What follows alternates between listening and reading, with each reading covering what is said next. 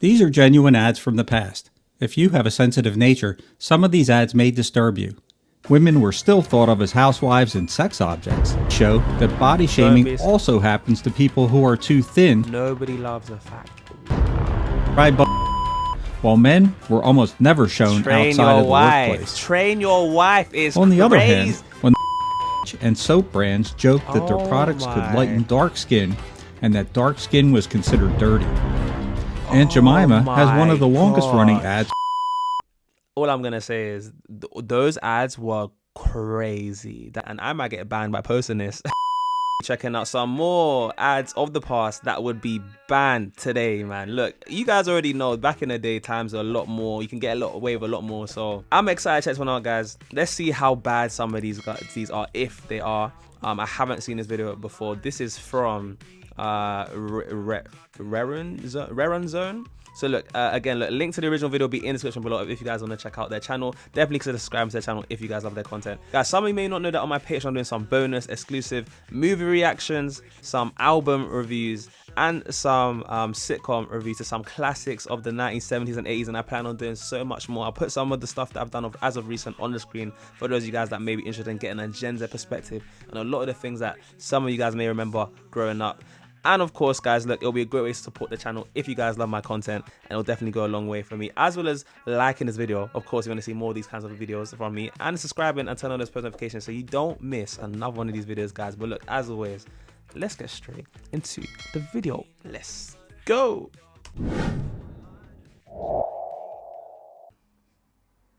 This cigarette, Chesterfield King, gives all the advantages of extra length and much more. The great taste of 21 vintage tobaccos, grown mild, aged mild, and blended mild. No wonder they satisfy so completely. One of the oldest ways to market something is through testimonials. In most of the early tobacco ads, beautiful upper-class men and women were shown smoking. By the 1930s, your throat can tell it's Philip Morris. Like, wow. Like, what does that even mean? Tobacco companies were paying famous people, especially movie stars, to advertise their products. In the 1950s and 60s, famous TV stars were also used. Then, in 1964, just what the doctor ordered is crazy. Famous TV stars were also This is it. L&M filters are just what the doctor ordered. Doctor ordered is crazy. Then, in 1964, it became illegal for tobacco companies to use famous people to help sell their products. Wow, and illegal. Cigarette advertising shifted to more ordinary people.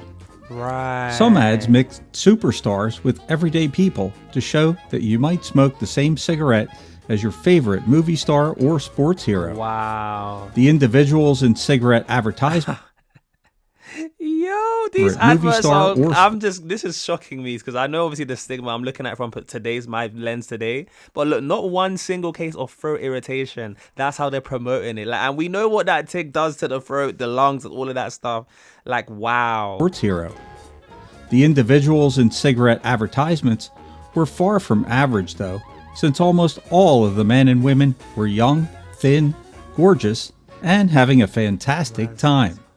Crazy. That is crazy to me to think about. Obviously nowadays, you know, the smoking, it's a taboo, it's a stigma around it, especially like talking about it in a good light. We all know the effects it can have, the scientific research that's been done and whatnot, that's been proven. So it's to see, you know, just how much they were glorified in the past, and the fact that they had to ban celebrities from promoting it, that's interesting because I can imagine just how much of the impact that would have had. All right, guys, sexist ads. Ooh, okay. Ooh, guys, let's see. This flat tire needs a man, but okay, when there's no man around, Goodyear should be. Oh, the perks of being a woman. Gosh. Cooking, cleaning, waiting on your man. Then, when you have the time, focus on getting that sexy shape that every man wants.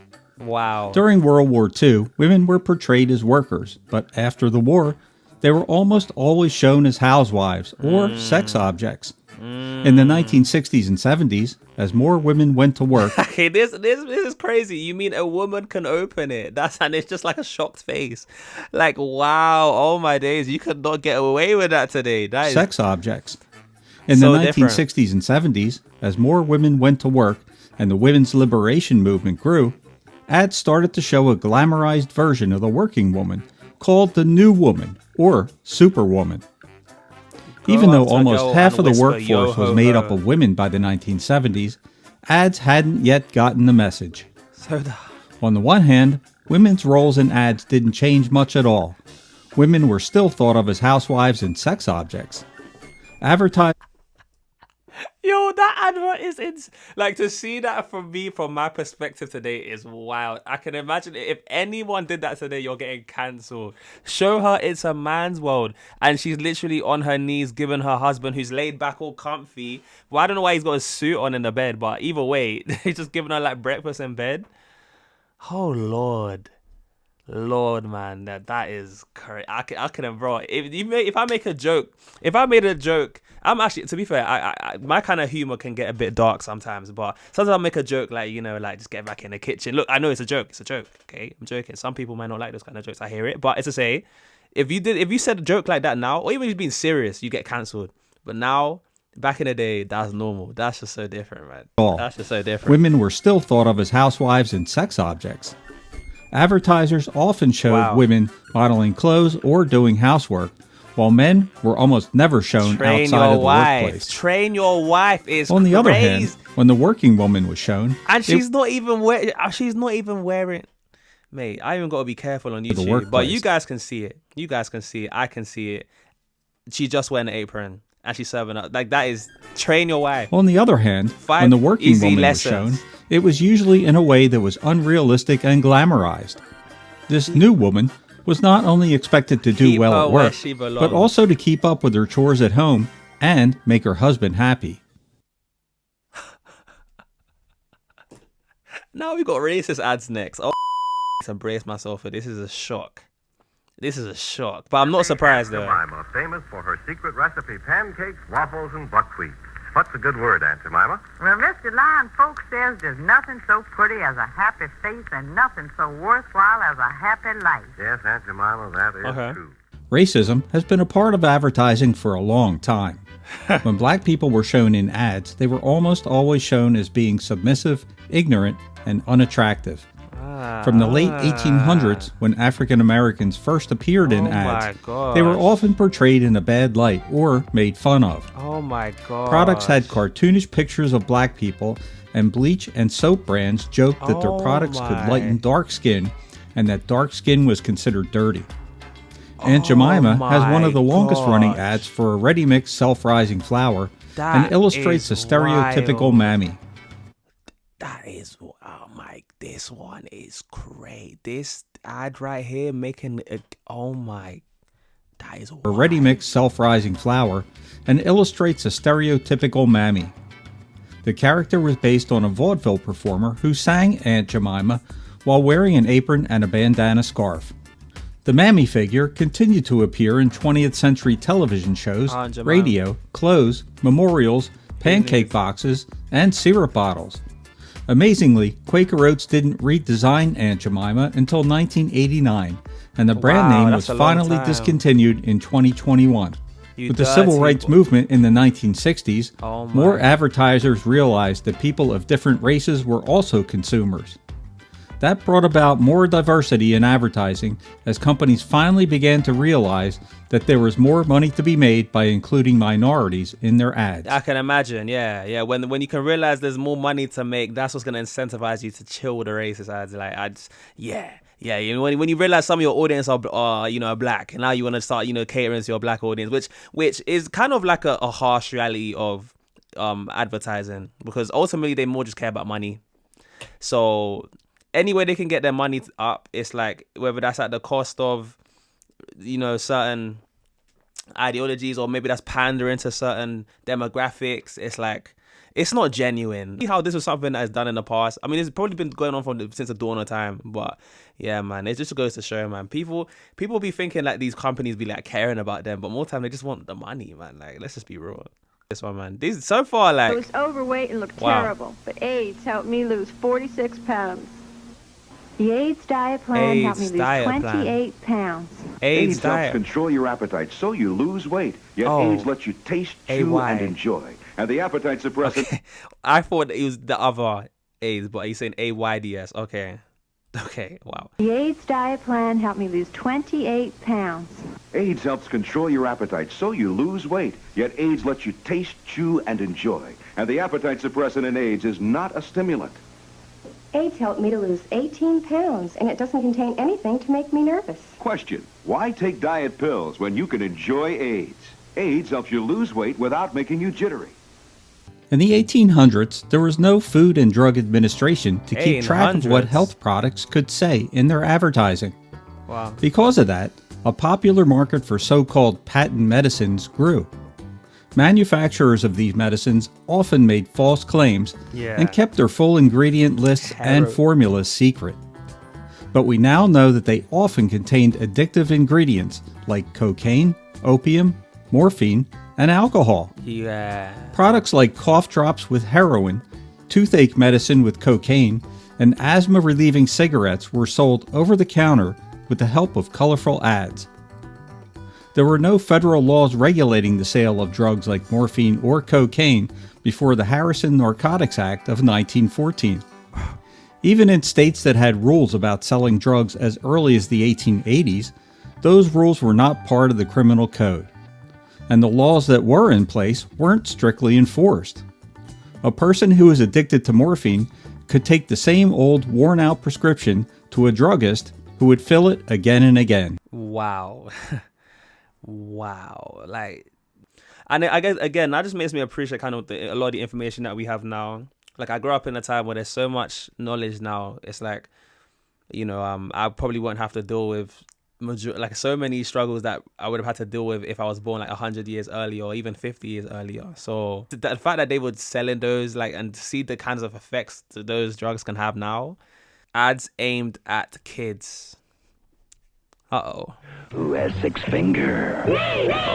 Shoots rockets that burst and bombs that explode and writes with a pen and signals in code. Shoots message missiles and watch 'em go. And it looks like your finger, and how will they know? Six fingers, six fingers, six fingers! Here's how to get it on the card right there.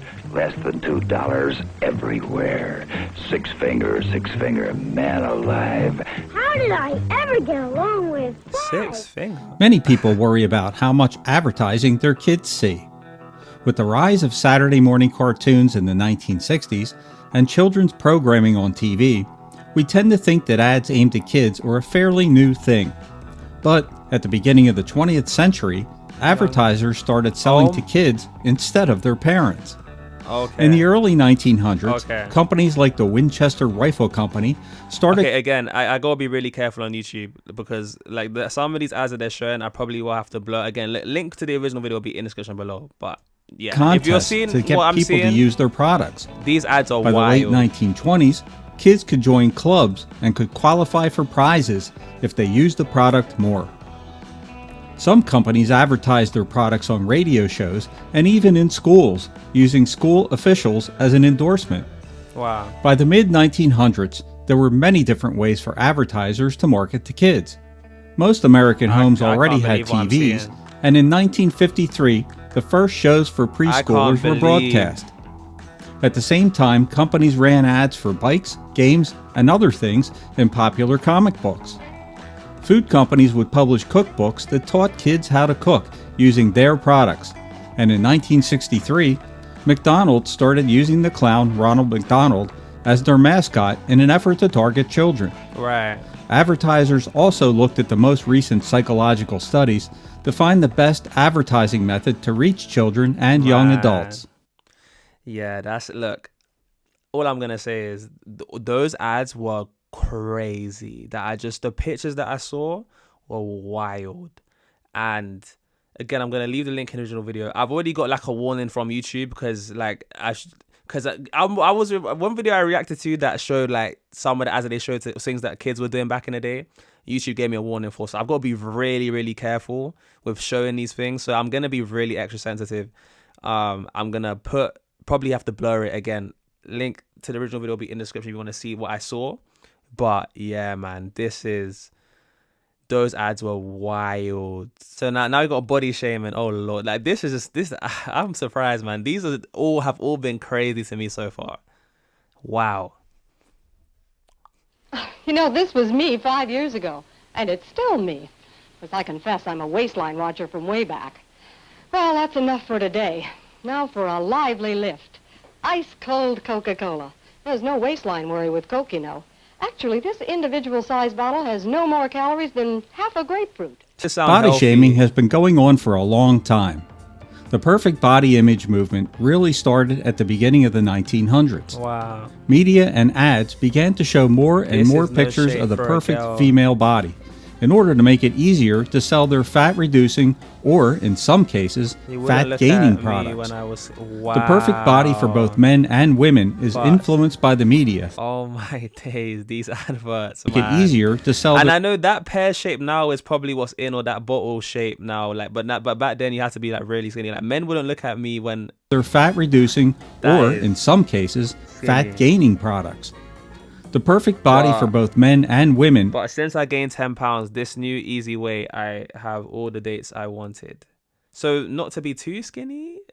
Like, this one's kind of confusing me, but yeah, the body shaming ads, oh gosh, these are bad. Is influenced by the media and also by changes in the way that society decides what the ideal body type should be.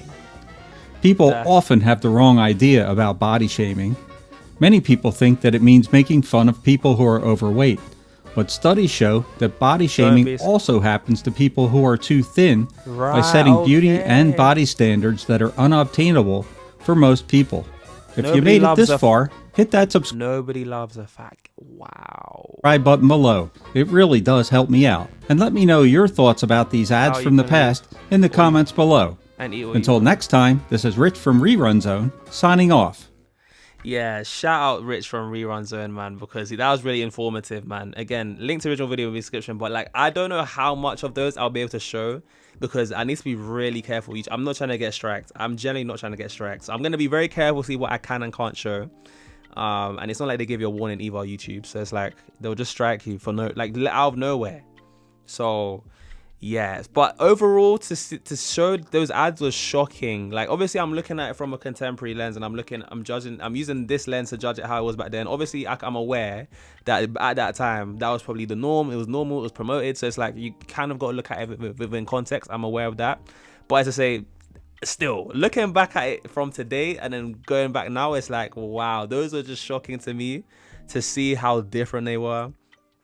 And I can see how, you know, it led to things becoming more like sensitive, and you had to be more politically correct because you became more aware of maybe the impact some of these adverts could have on people. But then again, like, you know, some people may argue that we're going too far into correction now, and you know what I'm saying, it's too, you know, politically correct, or you can't really be truthful to the point where you can't really be truthful type thing. I'll be very curious to see what you guys have to think. Let me know if you guys remember, or you guys are aware of some of these adverts. Maybe you guys may have been have grown up with some of these adverts, and maybe you have some stories where you want to share of maybe how these adverts impacted you, if you do have any recollection. And of course, yeah, like, let me know some of the things you guys, what you thought of these videos. Maybe some of the comments that I made. Let me know some of the thoughts you guys are maybe. I can't speak. Some of the thoughts you had on some of the comments that I made during this video. Of course, if you made this a point, comment down 8 orange hearts so I know who my real ones are who made this a point in the video about just clicking off the video as soon as it ended. I appreciate all of you guys who watched through all the way to the end. You guys know I say after every video. Or hashtag flex for those guys that are still struggling with emojis to this day. Don't forget to like the video before you head out, and I've got a playlist for more of these kind of commercial recaps that you guys can check out, that I'll link in the playlist at the end of the video, and you can check out some other videos if you guys want to see more from me. And of course, guys, look, with that being said, I've been your boy JayFlex. This has been me checking out As of the Past that will be banned today, and I might get banned by posting this. And for those of you guys who made it to this point, you guys have been absolutely wonderful, and I'll see you guys in the next one. Peace.